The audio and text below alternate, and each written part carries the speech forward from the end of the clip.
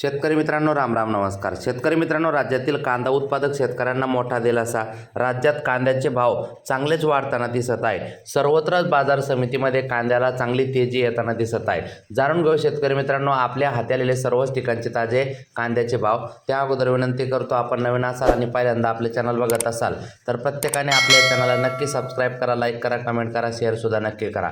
कांद्याचे भाव जाणून घेण्यापूर्वी कर्जमाफीच्या संदर्भात जे मयत शेतकरी आहे तर त्यांची प्रक्रिया थोडक्यात सांगतो. मयत कर्जदार शेतकऱ्याच्या कर्जमाफीची प्रक्रिया काय, यादीत नाव असेल किंवा भविष्यात नाव येण्याची शक्यता असेल तर काय करावे. तर कर्जमाफीच्या यादीत मयत शेतकऱ्याचे नाव असल्यास मयत शेतकऱ्याचा विशिष्ट क्रमांक किंवा आधार क्रमांक घ्या. आपले सेवा केंद्र महासेवा केंद्रावर जा. सेवा केंद्र चालकाने पोर्टलवर लॉग इन करून अनेबल टू ऑथेंटिकेट पर्याय निवडा. कारणामध्ये मयत पर्याय निवडून प्रक्रिया पूर्ण करावी. सेवा केंद्र चालकाने स्वतःचे थंब ऑथेंटिकेशन तक्रार करून ती नोंदवावी. तक्रार कुठे पोहोचते?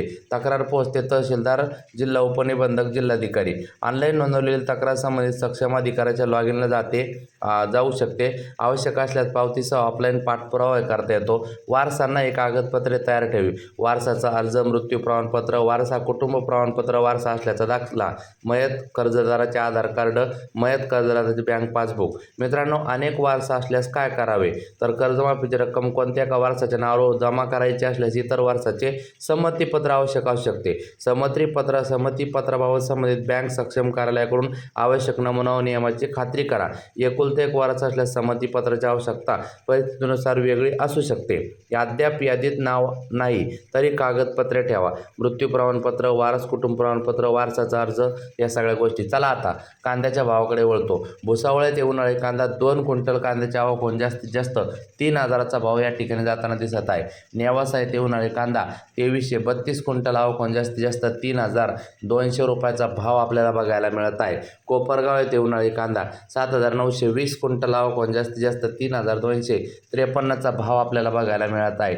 जुन्नर ओतूर उन्हाळी कांदा 12,852 क्विंटल आवक होऊन 3700 पर्यंत कांदा जास्तीत जास्त जाताना दिसत आहे. त्यानंतर मित्रांनो, अकोले येथे उन्हाळी कांदा 1,658 क्विंटल कांद्याची आवक होऊन जास्तीत जास्त 3,601 रुपयाचा भाव आपल्याला बघायला मिळत आहे. मंगळवेढा येथे लोकल कांदा 7 क्विंटल कांदा जास्तीत जास्त बघा 4,100चा भाव आपल्याला बघायला मिळत आहे.